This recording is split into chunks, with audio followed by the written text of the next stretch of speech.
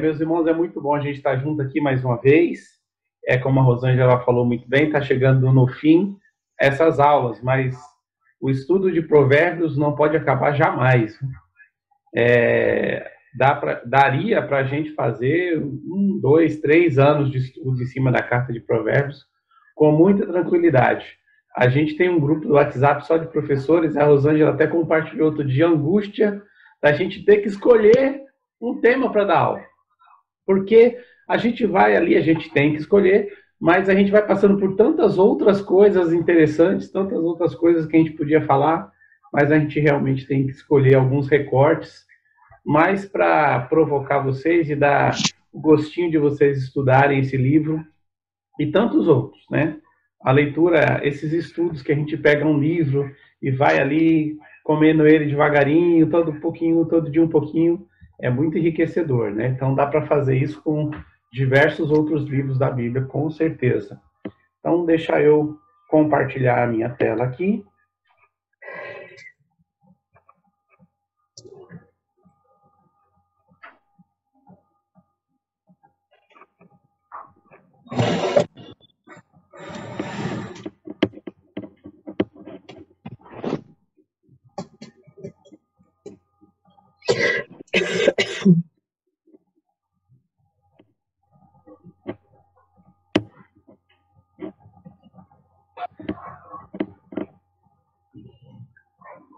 Vocês estão enxergando a tela, o PowerPoint?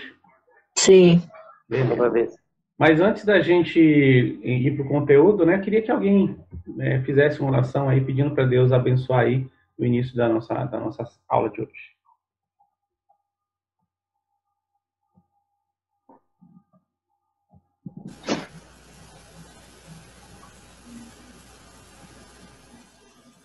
Orar então.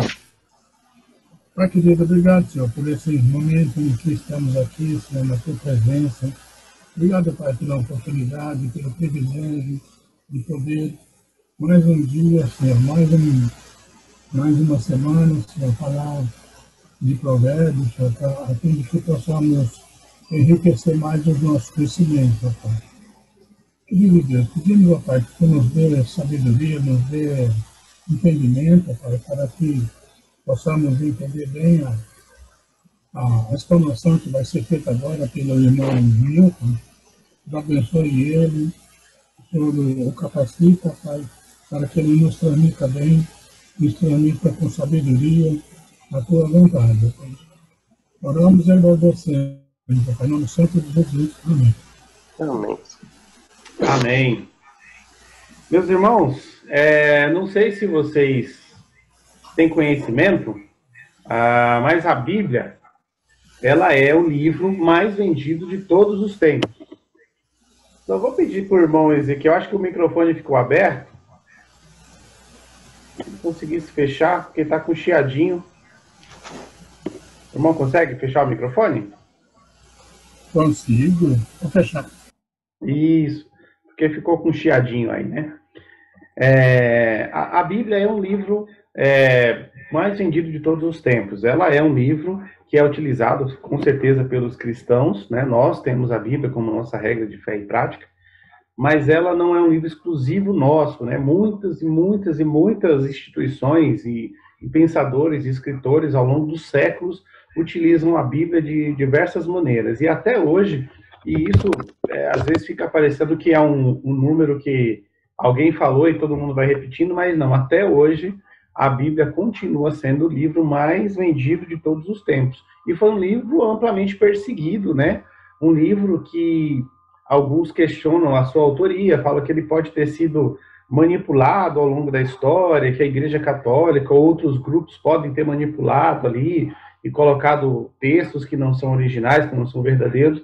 Mas a maior prova de que a Bíblia é um livro verdadeiro é que ela não deixa nenhum grupo imune. Então, se a Igreja Católica tivesse, de fato, tido a oportunidade de mudar a Bíblia ao longo da história, ela teria tirado dela os textos que denunciam a própria Igreja Católica. Então, qualquer grupo que, se tivesse o poder de ter mudado a Bíblia, teria tirado dela os textos que realmente denunciam esse mesmo grupo. Então, a Bíblia é o livro mais perseguido, é um livro que não conta a história sem omitir fato de nenhum dos seus heróis. Então a Bíblia tem ali os seus heróis, mas ela, diferente de outros livros que só falam as virtudes do herói, a Bíblia fala tudo a respeito do seu herói. Então a mesma Bíblia que conta os feitos de Davi, ela também conta com detalhes os pecados de Davi.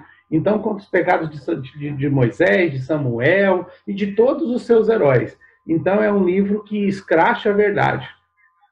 A Bíblia é um livro que foi escrito por homens, mas ela é um livro divino, né? Ela é de inspiração divina, mas foi escrito por homens. E cada livro tem o seu contexto, sua história, o seu momento que ela foi escrita. Essa Bíblia só serve para nós hoje, em 2021, porque Deus foi o grande autor dela. Mas se ela não tivesse tido Deus como grande autor, essa Bíblia ela seria difícil de ser um livro só. Porque vocês imaginam um livro que tem aí uma duração de 1.500 anos, desde Gênesis até Apocalipse, teve mais de 40 autores diferentes, com 3 idiomas pelo menos diferentes, e com várias épocas e culturas diferentes. E ela é um livro só. Então ela é um livro fantástico. A Bíblia é um livro extraordinário, impossível ter sido concebida por uma mente humana. Então é difícil um livro com um espaço tão grande de tempo, com mais de 40 autores de países tão distantes, conseguir manter uma coesão e um texto só que não se contradiz. Então, por conta de tudo isso que a Bíblia é, de tudo isso que a Bíblia representa, é óbvio que ela seria usada por outros grupos além dos cristãos. E a forma com que esses grupos usam a Bíblia, nem sempre nós concordamos. Apesar de ser a Bíblia, não faltam exemplos de pessoas que usam a Bíblia de um jeito diferente e incorreto em relação ao livro que ela é. Então a gente vê muitas pessoas, ao longo da história, gente, nós tivemos aberrações que foram feitas por pessoas que usaram a Bíblia como base. Então você vai ver textos do Hitler, que ele usava a Bíblia, né, como base das suas atrocidades. Diversas guerras que aconteceram ao longo dos séculos da história usaram a Bíblia. Tinham textos da Bíblia. Então, por causa disso, está aqui o nosso cronograma, né? Então, hoje nós estamos na aula 7, que é sobre Provérbios 22 a 24. Então, como eu falei, nós vamos ter mais 2 aulas, né? Essa e mais 2, dia 27, 25, Provérbios de 25 a 28, depois a última aula, 29 a 31. Então, não faltam exemplos de livros que são utilizados com uma visão, muitas vezes, que não tem nada a ver com o que a gente pensa, ou tem, mas... então, que a gente tem livros que usam a Bíblia, e aqui eu peguei aqui alguns que trazem Jesus, né? Vê que eles seguem mais ou menos a mesma linha, esses livros têm o mesmo jeitão, eles têm... a chamada de marketing é muito parecida, né? Então, Jesus, o maior psicólogo que já existiu. Tem aqui o autor. Aí o outro autor vem, Jesus, o maior executivo que já existiu. Capinha azul, ó, mesma coisa. Aí tem aqui, ó, Jesus, o maior coach que já existiu. Jesus, o maior líder que já existiu. Jesus, o maior vendedor que já existiu. E por aí vai. Então você tem Jesus psicólogo, você tem Jesus pedagogo e diversas outras profissões que ficam usando a Bíblia, a pessoa de Jesus, mas qual o perigo disso? Então, qual o perigo de você ficar usando a Bíblia? E aí eu chamo de visão utilitarista. O que é uma visão utilitarista? Que tem uma utilidade específica para a Bíblia. Porque quando essas pessoas vão ler a Bíblia e vão escrever os seus livros, elas fazem como a gente faz na hora que a gente vai colher, que a gente vai comprar uma verdura na feira. Então, como que a gente faz quando a gente vai comprar uma verdura na feira? A gente pega algumas frutas e, essa serve, essa não serve. Pega a batata e olha, essa batata tá boa, essa não tá. E a gente escolhe ali, pega os melhores e faz, e a gente usa.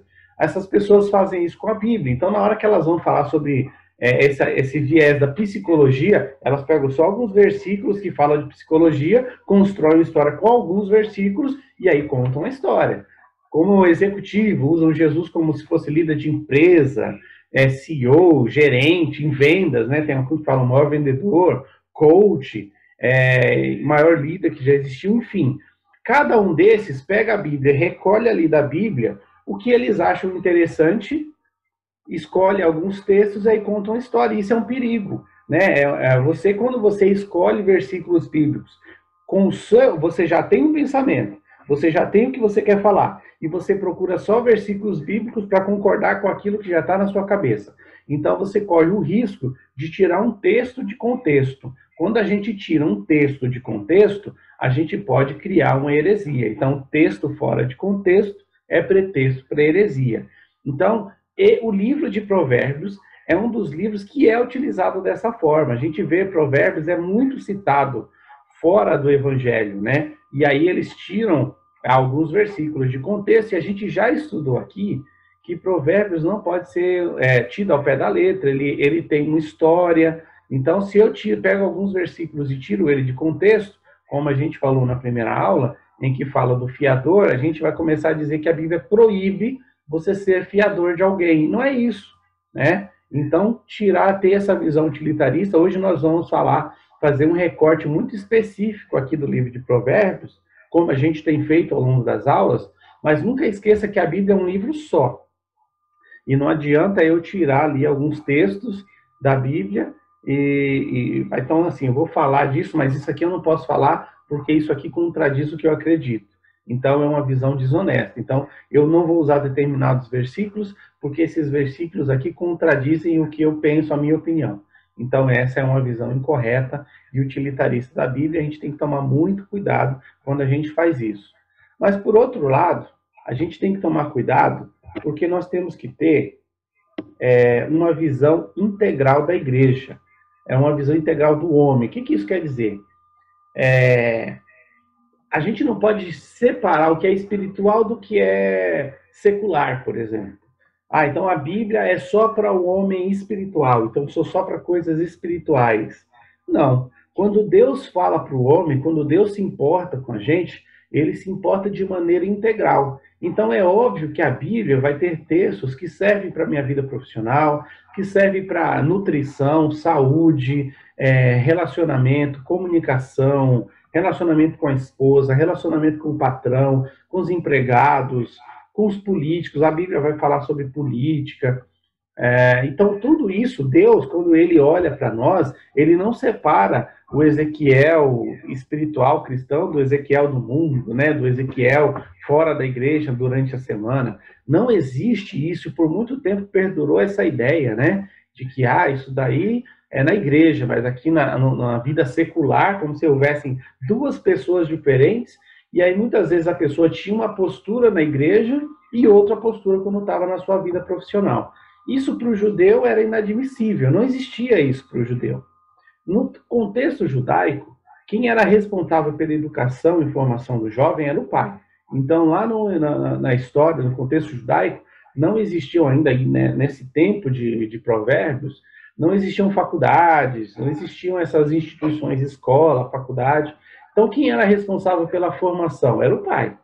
Então, de 0 a 5 anos, normalmente era a responsabilidade da mãe, e a partir da fase da infância, da adolescência, a partir dos 5 anos até os 25 anos, esse jovem ele era muito bem formado pelo pai. E qual era essa formação que o pai dava? Não era só, era a formação como pai, de disciplina, de casa, de respeito. Ele ensinava também as questões espirituais. Deus é o grande líder do povo de Israel, então eles tinham um rigor, um zelo muito grande pelas coisas de Deus.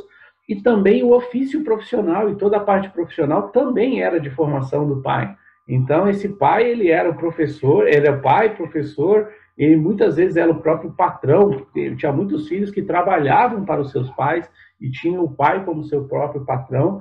E aí, a partir dos 25, 30 anos, esse jovem chegava na fase adulta, né? Para o povo judeu, um adulto, né? Era a partir dos 30 anos que era considerado uma pessoa adulta, diferente de hoje, que com 18 anos é maior de idade, no contexto judaico, a partir dos 30 anos.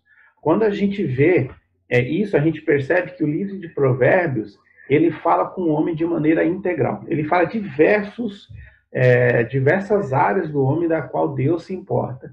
E isso tem a ver com a igreja. Hoje, a igreja não cabe mais da igreja ter uma visão apenas do que é espiritual, apenas ensinar a Bíblia, e se preocupar apenas com a salvação e com o céu, isso é tudo importante, mas a missão da igreja também é uma missão integral. Muitas pessoas têm criticado porque algumas igrejas têm perdido esse foco e têm deixado de lado o espiritual. E aí tem falado só da parte social, tem cuidado só da vida das pessoas aqui na Terra, e algumas igrejas só se preocupam com o sucesso profissional e financeiro da pessoa aqui na Terra. Também não é isso, é um extremo. Mas a igreja deve se preocupar com o espiritual, com a pregação e com a salvação da alma do homem, mas ela não pode ficar alheia à vida social, à vida financeira, ao bem-estar social, ao crescimento e tudo mais. Então, nessa aula de hoje, nós vamos abordar um pouco essas questões aí, que muitas vezes são, poderíamos dizer, não espirituais, mas não é isso. Na verdade, essas questões que nós vamos falar hoje são importantes, Deus se interessa por elas também, elas são bíblicas, e elas tinham que estar dentro da nossa lista de interesse quando a gente vai falar da Bíblia, né? Então, eu queria falar aqui um pouco sobre lente, né? Quem usa óculos sabe que não é que a gente... O mais importante não é nem o óculos em si, né? O objeto óculos, mas é a lente. A lente precisa estar correta. Então, quando a gente não tem a lente correta, a gente pode estar de óculos, mas não consegue enxergar.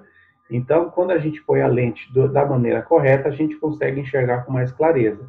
Então, aqueles primeiros livros e algumas dessas instituições têm olhado para a Bíblia com a lente errada. Porque qual é a lente? É a lente do homem, querendo adequar a Bíblia à sua mensagem.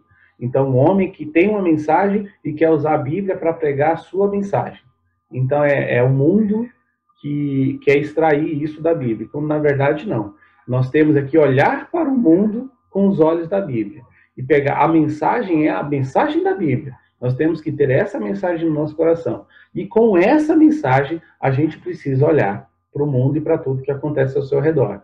Então, nós não temos mais espaço para uma igreja que não enxerga o que está acontecendo no mundo, ao redor do mundo. O que acontece no mundo tem a ver com a igreja também, é problema nosso também, tá certo? Então, seguindo aí com base nessa ideia, nós vamos pegar aqui alguns textos de Provérbios, principalmente do capítulo 22 e do capítulo 23, nós vamos dividir em 3 grupos, né? E aí o primeiro grupo vai falar do rico. O rico é muito abordado no livro de Provérbios, né? Provérbios fala bastante do rico. Vocês conhecem judeus, né? Vocês conhecem judeus aí no dia a dia de vocês? Conviveram com algum judeu? Alguém conviveu aí com judeu? Tem um judeu trabalhando comigo. Trabalhando com você. E como que ele é financeiramente? Eu acho que é bem uma vida.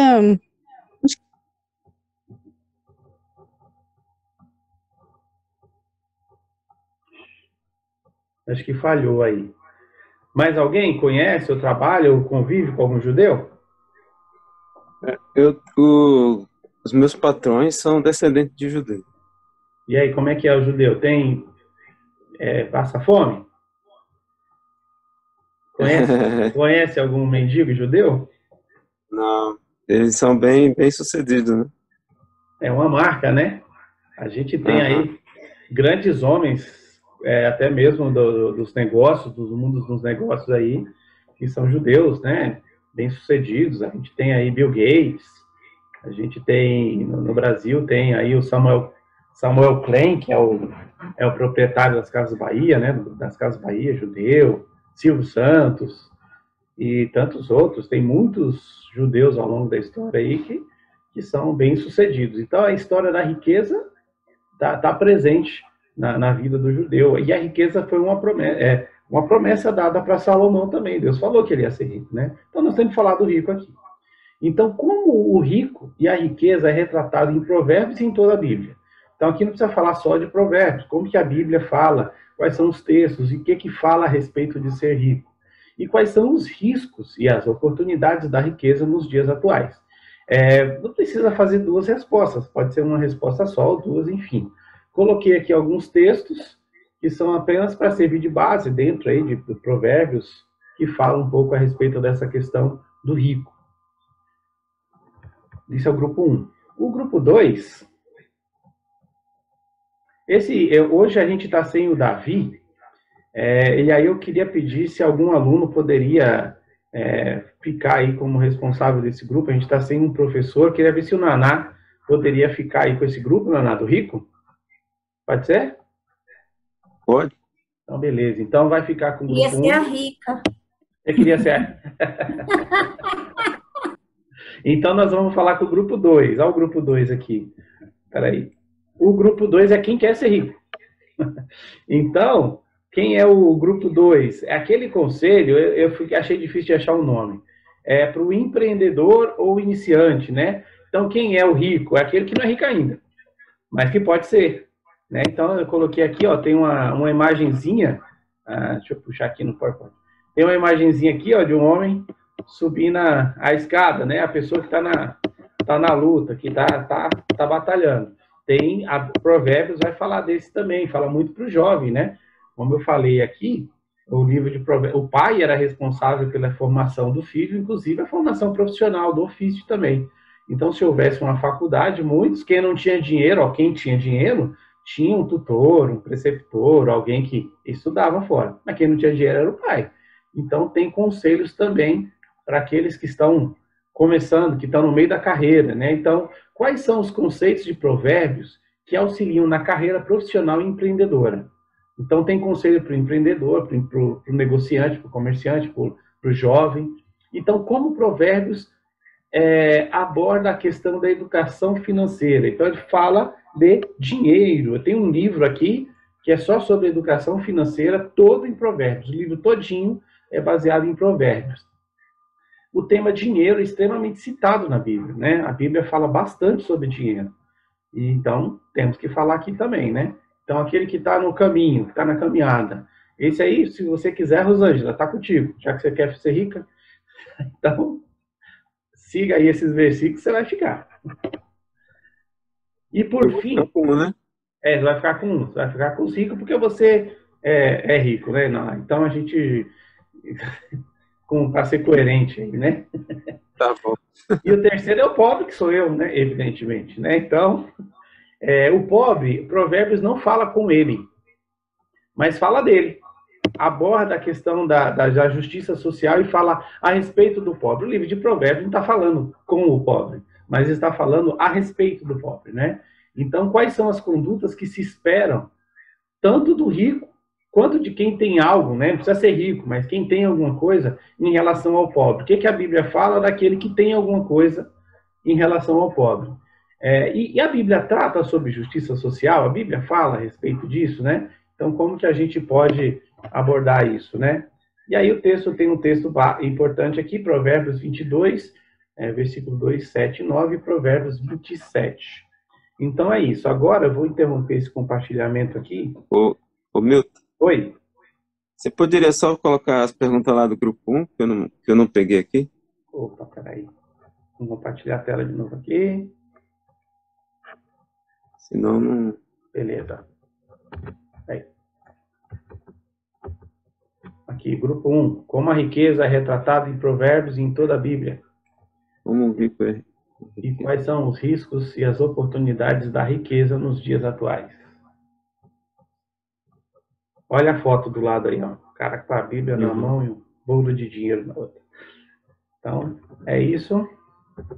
Grupo 2, carreira profissional, empreendedor, né? Se a Bíblia fala, se Provérbios fala sobre isso, educação financeira, dinheiro, dívidas. E o grupo 3, quais são as condutas que se esperam tanto do rico quanto de quem tem algo em relação ao pobre. E a Bíblia trata de justiça social. Então, esses são alguns temas. Vou parar aqui o compartilhamento, porque vai começar um negócio bem desafiador para mim aqui, que é dividir essas salas, que eu nunca fiz. Mas vamos lá. Se você quiser passar para mim, o anfitrião, eu faço para você. Você sabe? Deus é fiel. Espera aí. Espera aí.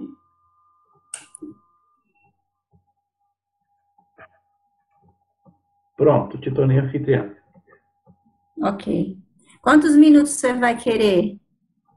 Pode ser, acho que se a gente fizer 15 vai ser muito. Acho que 15 tá bom. Tá bom, então 15 minutos aí a gente volta. Tá, deixa eu só colocar. Como você. Deixa eu ver aqui onde está você primeiro. Peraí. Você está no Sala 3, 3. né? Isso. Tá. E o Naná é na 1, né? Isso.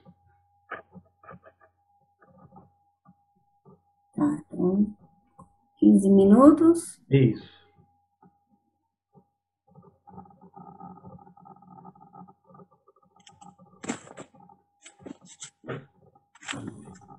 E para voltar, 30 segundos na hora que avisar.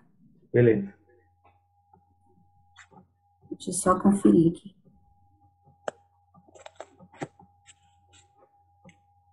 Tá, João. A minha é a 2, né? Isso. Ok. Vamos lá, então. Até já. Tem que aceitar, tá, pessoal? Entrar na sala, tá bom? Ingressar na sala. Acho que 15 minutos foi pouco, hein? Já são quase 8 horas, você acredita? Tempo voando. Passa muito rápido.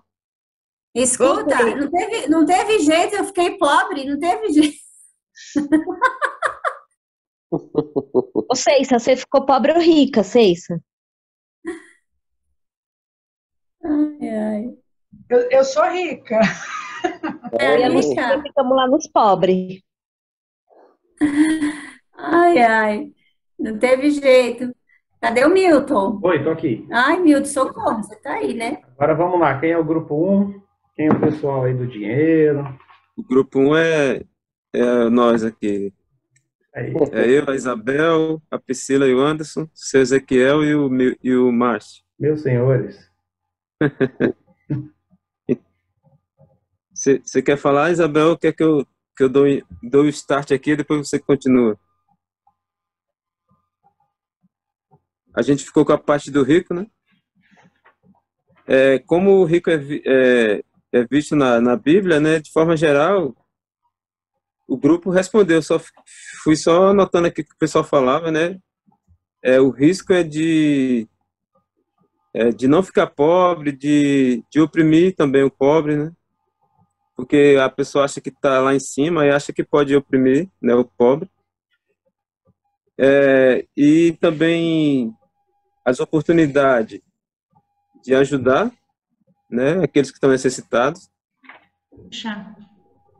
Deixar a justiça de Deus agir, né, e não a nossa, porque se a gente for fazer com a nossa própria justiça, nós vamos olhar só para nós mesmos, né, e não para o outro.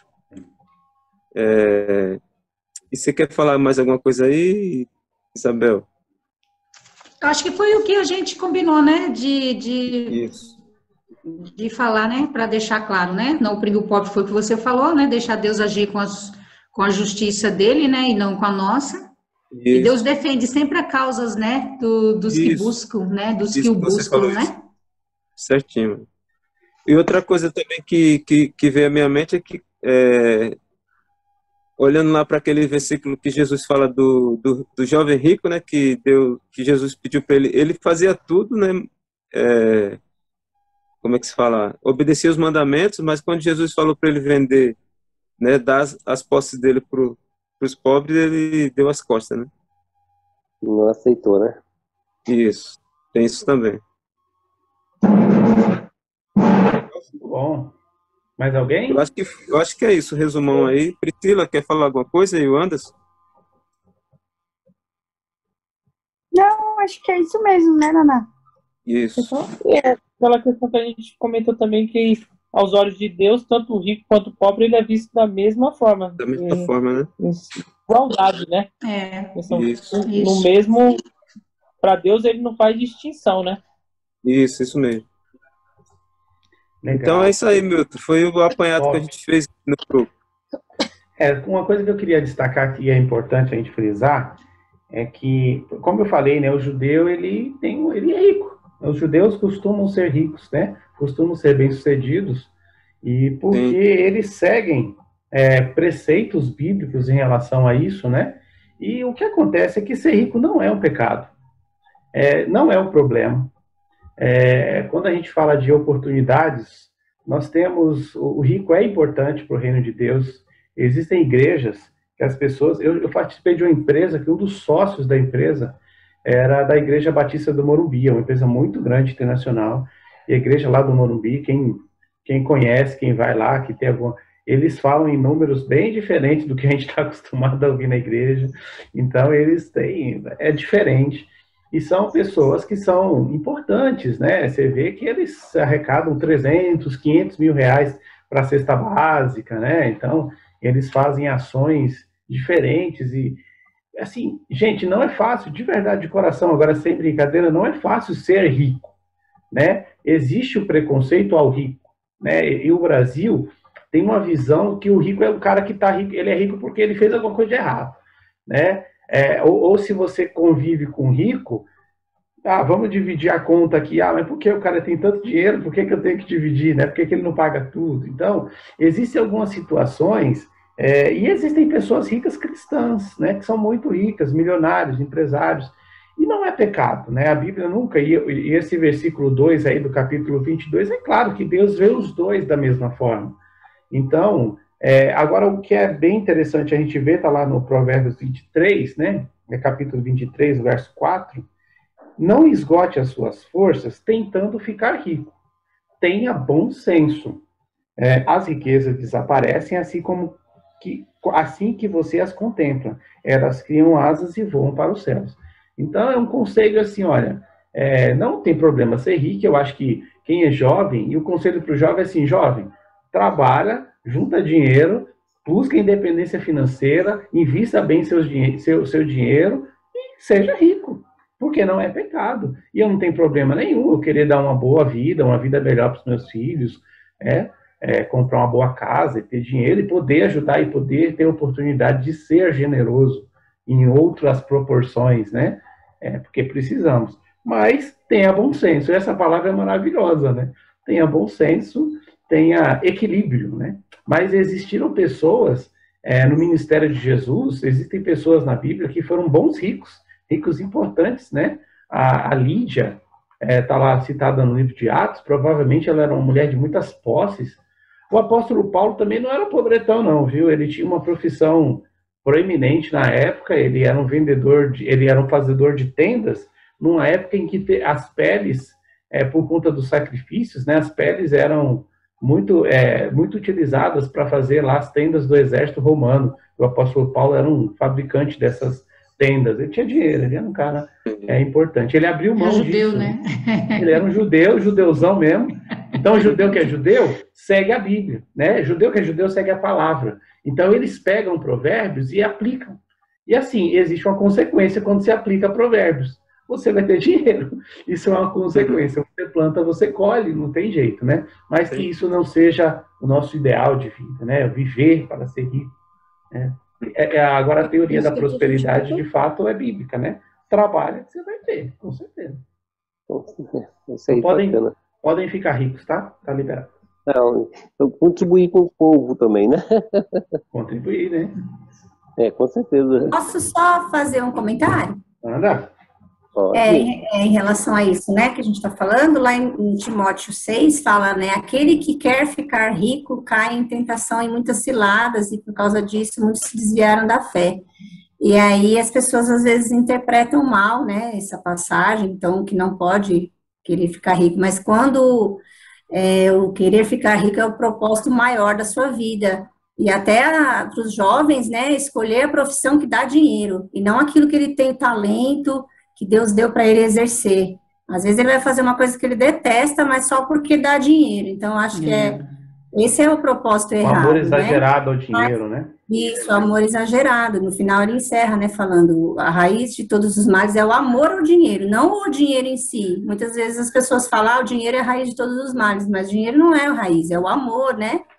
E Jesus relata o dinheiro como Senhor também, né? Como alguém que pode exercer domínio sobre nós. Então, quando a gente tem o propósito certo em Deus, em fazer aquilo que Ele nos chamou para fazer, exercer nessa terra, abençoar outras vidas, né, com aquela profissão, com aquele dom, com aquele talento, Se vier a riqueza, amém, né? Aí é como o Newton falou, ter bom senso e aprender a usar em benefício não só de si próprio, mas do outro. A história de Jó Então, é acho que sensacional, né? Jó era riquíssimo, perdeu tudo, continuou ali, e Deus devolveu tudo e ficou rico de novo. Né? Você vê que no final da história de Jó, ficou rico de novo. Então, não tem problema nenhum. Ele amava mais a Deus primeiro, né, Rico? Tinha Deus Primeiro a Deus, centro, coloca o Senhor no coração riqueza, como mestre. Não vem paciência. Mas assim, tem gente que tem uma frase que eu... desculpa. Tem uma frase que eu gosto muito que fala: o problema não é o dinheiro no bolso, é o dinheiro no coração. É isso aí. Né? Por isso que eu queria ficar no rico, acabei caindo no pobre. Olha, gente, eu vou te falar uma coisa. Alguns sabem, eu trabalho num banco, né? E lá a gente vê dos pobretões, pobreza extrema, e dos ricos, ricões de riqueza extrema. Não é fácil, não, a vida do rico, né? Eles não se relacionam com qualquer pessoa, eles não têm uma vida muito tranquila, não. Tô sem dinheiro no bolso e no coração. Tá sem dinheiro no coração e no bolso, a Mariana falou. Mas assim, não é fácil. O rico, ele precisa eles precisamos orar pelos ricos. Não é qualquer pessoa que acessa um rico para pregar o evangelho, e eles carecem de ouvir a mensagem de Deus, da palavra de Deus, tanto quanto o pobre, né? E é isso que Provérbios 22 fala: Deus ama o rico, Deus ama o pobre. Tem rico que tem vergonha de falar que é rico, principalmente aqui no Brasil. O camarada, por tanta corrupção e tanta bandidagem, ele acha que é uma vergonha falar assim: eu sou rico. Você não vê, tá cheio de rico aqui no grupo, e vocês não vão falar que vocês são ricos, porque vocês têm vergonha de falar que é rico. Eu vejo os iates, a gente vê foto de jet ski, mas as pessoas têm vergonha de falar que é rico, né? Mas é verdade. Se tivesse um rico aqui, ele não ia falar. A Mariana morre de vergonha de falar, né? O Fábio é riquíssimo. Eu vejo ele em jet ski toda hora, mas tem vergonha de falar, né? Vamos lá, gente, vamos para o grupo 2.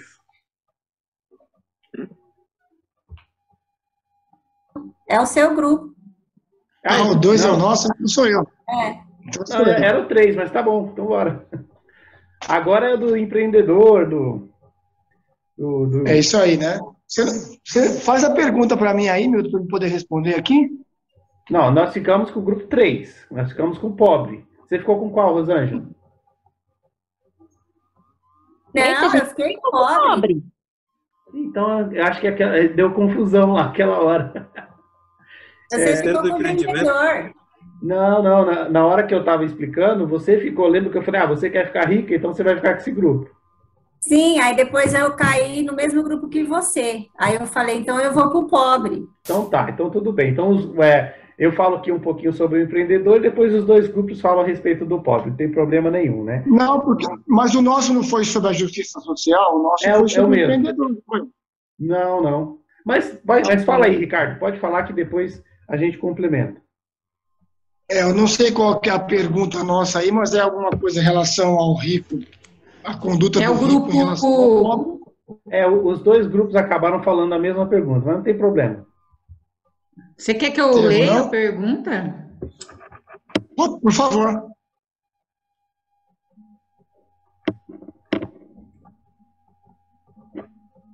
Ei, grupo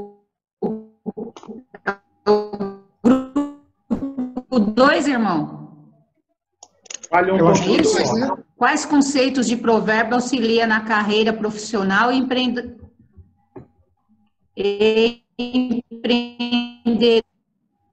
Não, o nosso é o 3, né?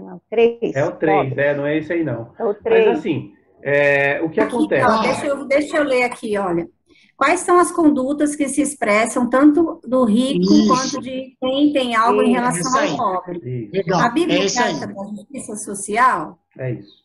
Isso. Então, a primeira pergunta aí, a gente trouxe para o equilíbrio o rico por ser mais generoso, não pisar no pobre porque por ele ter menos, só por ele ter mais, por ele ter mais dinheiro, ele pisar no pobre, humilhar o pobre e extorquir o pobre, né, querendo cobrar juros em cima de juros. E em relação ao pobre, administrar o que ganha, né, gastar aquilo que ele ganha de salário, não pedir fiado, não pedir empréstimo. Em relação à segunda pergunta,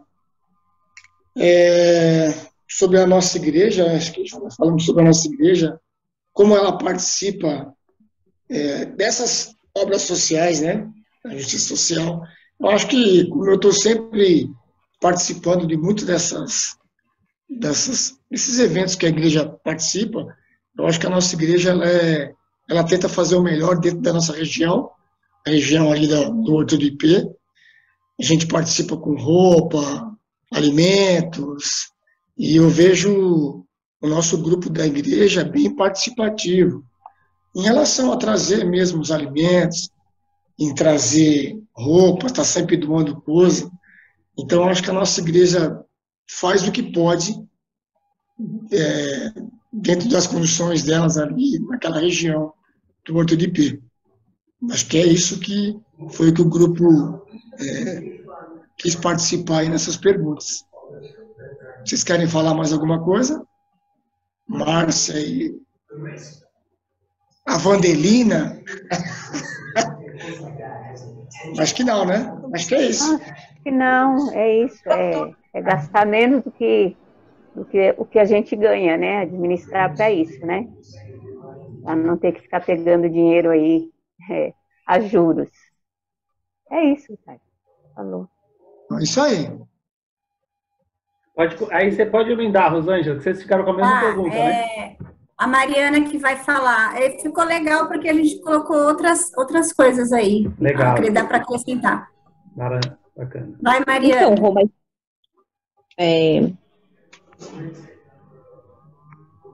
o que a gente falou que o Ricardo não falou, né?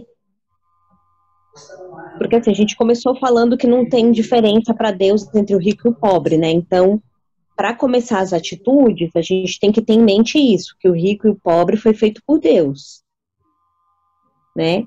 E uma coisa bacana que a Anice colocou, que os dois, nem o rico nem o pobre, pode usar da sua posição para ter certas atitudes, como, por exemplo, o rico oprimir o pobre, ou o pobre e utilizar da sua posição para poder tirar coisas do rico, né? Igual o Milton falou sobre o pobre querer que o rico pague a conta, ou até mesmo roubar e dar desculpa porque ele é pobre, né? A gente também falou do empréstimo, que a Bíblia sugere, né? É um conselho que a gente não pegue, porque senão se não conseguir pagar, vai tirar até a cama da gente, né?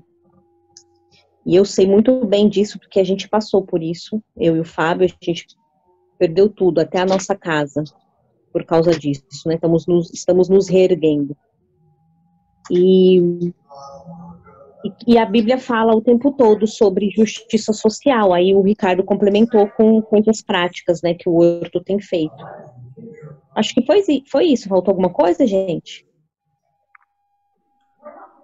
Foi a única coisa que a gente colocou também, que foi até, acho que a Anice mesmo que falou, que o propósito do rico deve ser sempre a generosidade, né?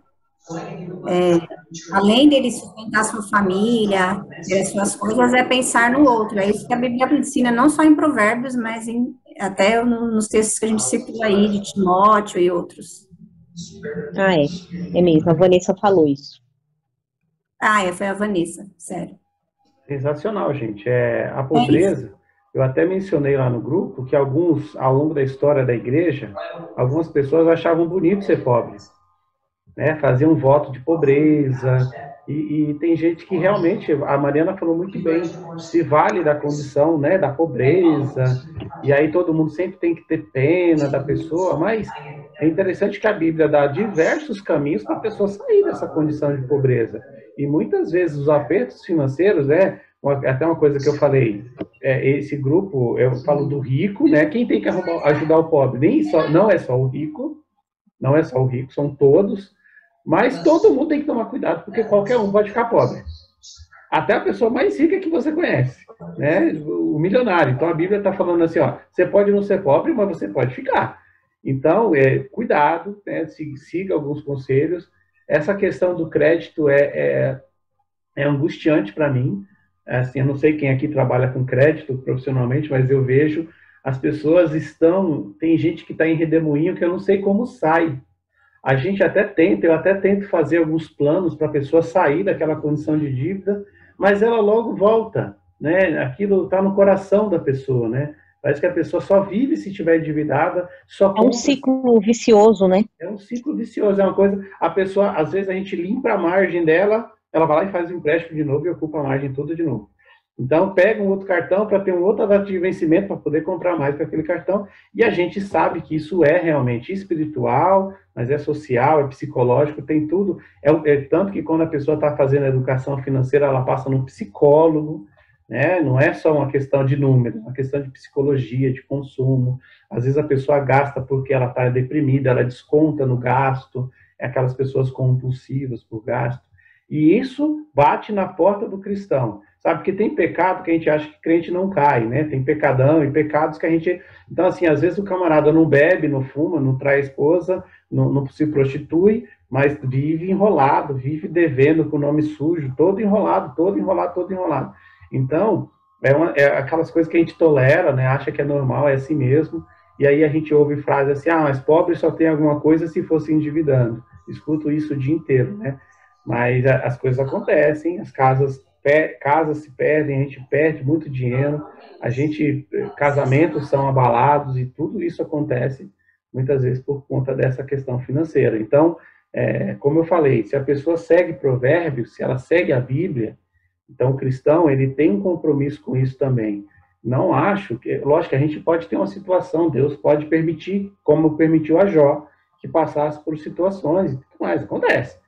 Mas não que a gente tem que se conformar com isso. A gente realmente tem que querer evoluir na vida, ter dinheiro, investir com sabedoria. Não basta só não gastar também, tem que investir com sabedoria, né? Parábola dos talentos fala sobre essa questão, né? De você investir com sabedoria, usar bem do dinheiro. Não tem problema nenhum, né? Então, seguir. Agora, uma coisa que é importante sobre essa de justiça social, só para encerrar, é que a gente faz justiça social porque tem que fazer, e não porque a gente quer. Tem muita igreja que faz querendo que a pessoa vá para a igreja, querendo encher a igreja, fazendo até mesmo uma troca. Olha, vem aqui que eu te dou uma cesta básica, mas você tem que vir no culto. Então, são essas coisas que acaba querendo usar como barganha, né? Então, eu quero encher a igreja porque depois eu dou um café. Então, essas coisas a gente tem que fazer porque é uma ordem, e ponto. Mas eu vou e o cara não vai na igreja. Quantas cestas básicas que o Horto entregou aí, que as pessoas não foram lá na igreja, né? Não se tornaram membros. Daí pode se tornar, a gente prega o evangelho, faz uma oração, faz, claro, a qualquer momento a gente fala. Mas isso não quer dizer que a gente tem que esperar que essa pessoa venha para a igreja e se torne membro, ou querer qualquer coisa em troca. Qualquer coisa, não tem nada a ver. A gente simplesmente faz porque é uma ordem. Eu conheço pessoas que, ministérios de igreja social, que ele não fica lá pregando o tempo inteiro, ele simplesmente vai lá e faz a obra social, porque é para isso que nós somos chamados, né?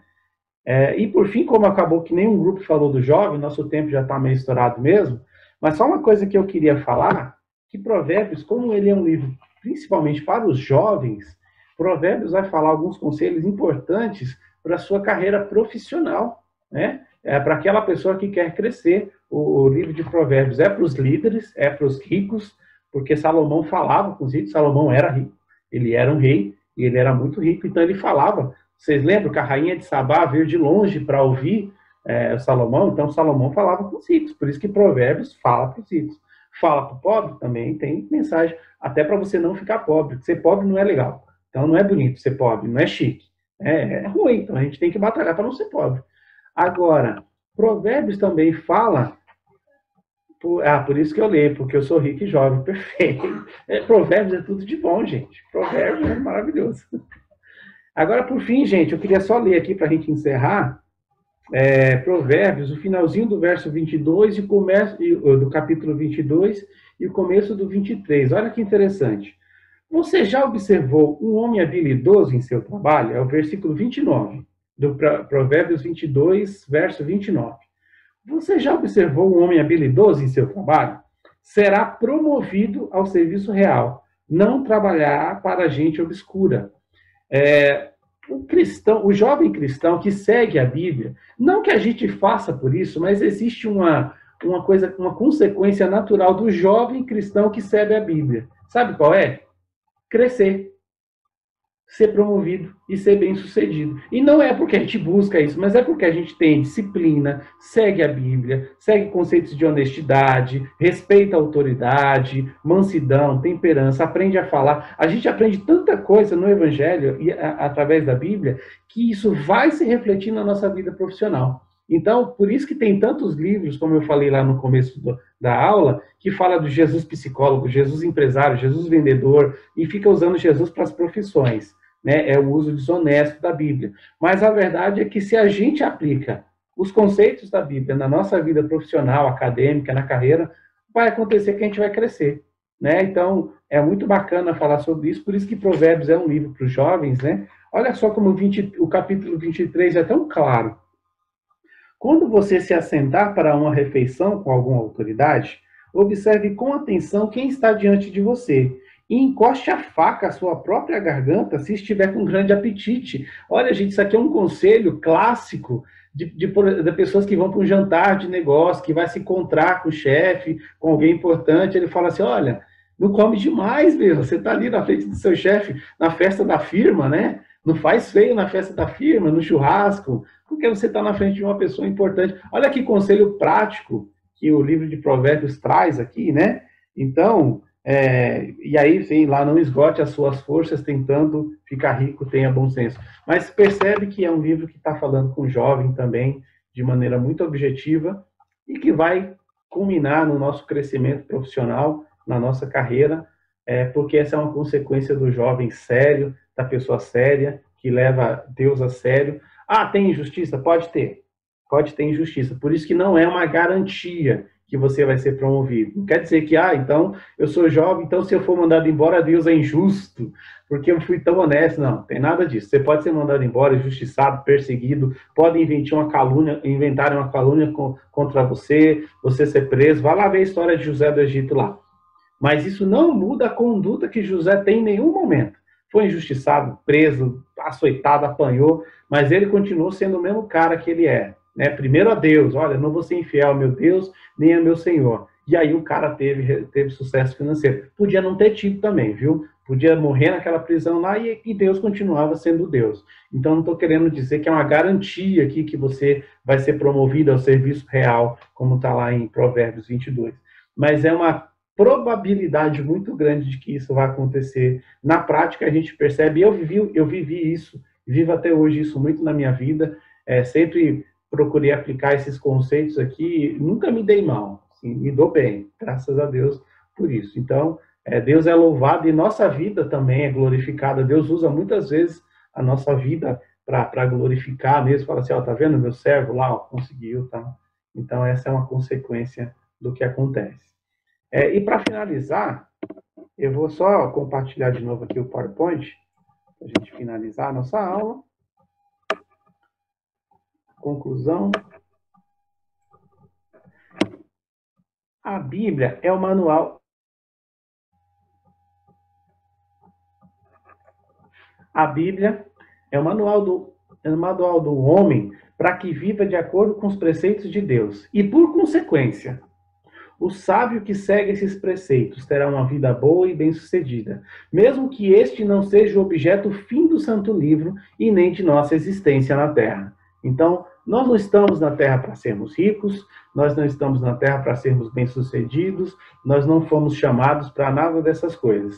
Mas, por consequência de observar a Bíblia, a Palavra de Deus, isso pode acontecer, você pode ter dinheiro. A Priscila Anderson está dizendo que o avô dizia isso para ela quando eu tinha 5 anos, né? Então, sabe os conselhos para se dar para um jovem. Minha mãe também sempre falou muito isso para mim desde muito cedo. Eu lembro que muitas coisas eu deixo de fazer, eu faço porque eu ainda lembro do que a minha mãe falou, né? Provérbios fala disso também.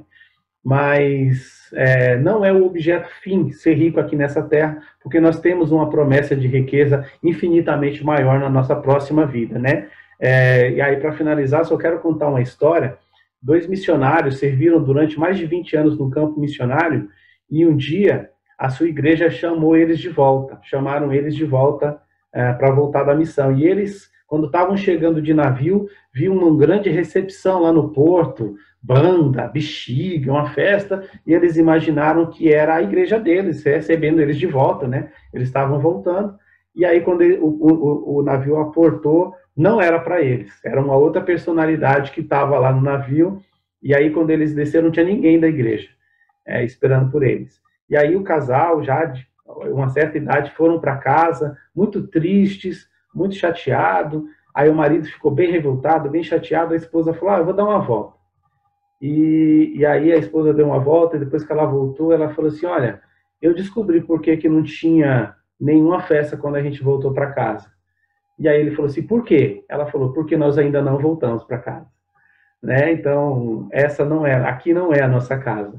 Então, não é aqui que a gente vai ter, talvez, a recompensa de tudo, e talvez existem muitos cristãos ao longo da história, ainda vão ter muitos que vão viver uma vida de pobreza, de dificuldade. Tem muito cristão lá na África, tem muito cristão no sertão, nós temos missionários do Horto que estão lá no sertão nordestino, e tem gente piedosa, crente de verdade, que está passando por necessidade.